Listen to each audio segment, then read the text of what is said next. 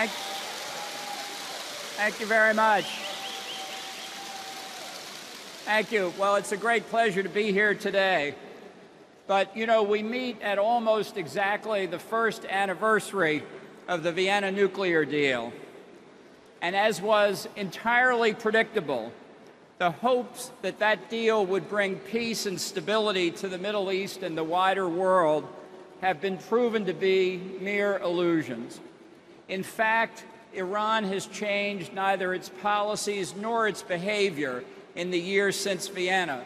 The repression inside Iran continues. Tehran's drive for hegemony in the region continues unabated. It's making what's left of Iraq into a satellite of the Ayatollah's regime. It is aiding the Assad regime in Syria with over 70,000 regular forces from the Revolutionary Guards and militias and paramilitary troops. It continues to fund and arm Hezbollah and Hamas, and it's aiding the Houthis in Yemen. So much for change in behavior on the part of the regime. And if they're not doing it in this year, they're not going to do it at any subsequent point.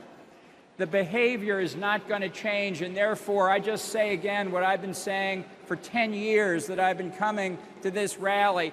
The regime in Tehran needs to be overthrown at the earliest possible opportunity.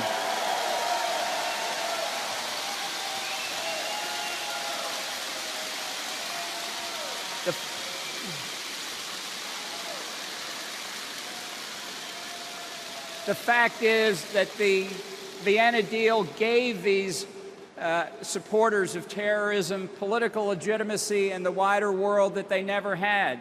The economic sanctions have been lifted. Their assets have been unfrozen, giving them the possibility of uncounted economic benefit. Let's be clear, trade with Iran under the mullahs is not free trade. It's trade that aids the Iranian Revolutionary Guards Corps, which has its hand in every major economic enterprise.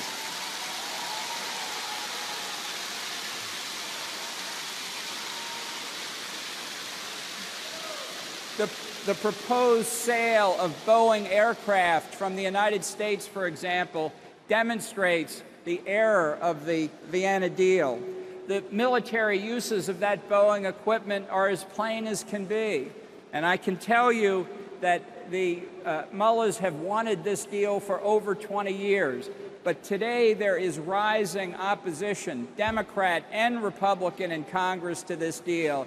And Boeing better not count those profits yet.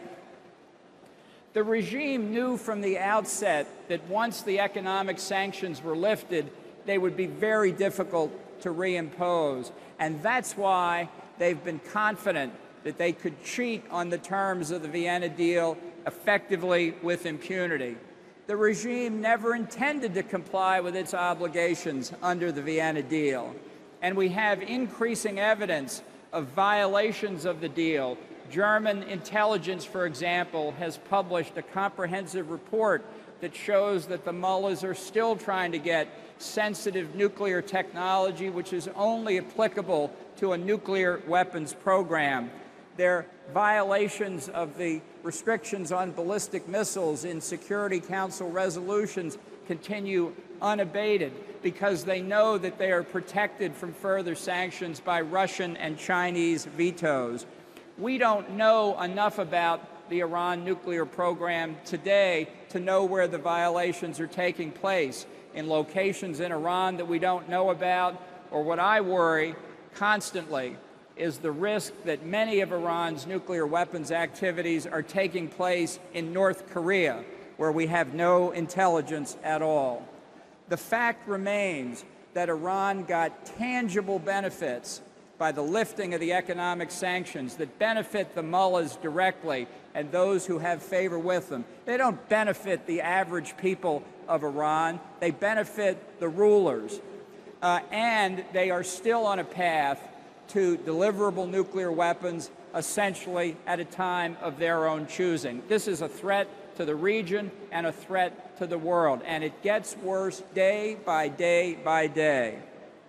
So I say again, there is only one answer here: to support legitimate opposition groups, that favor overthrowing the military theocratic dictatorship in Tehran.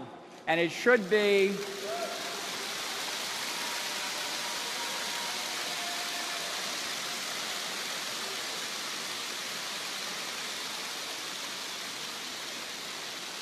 And let me be very clear, it should be the declared policy of the United States of America and all of its friends to do just that at the earliest opportunity. Thank you very much.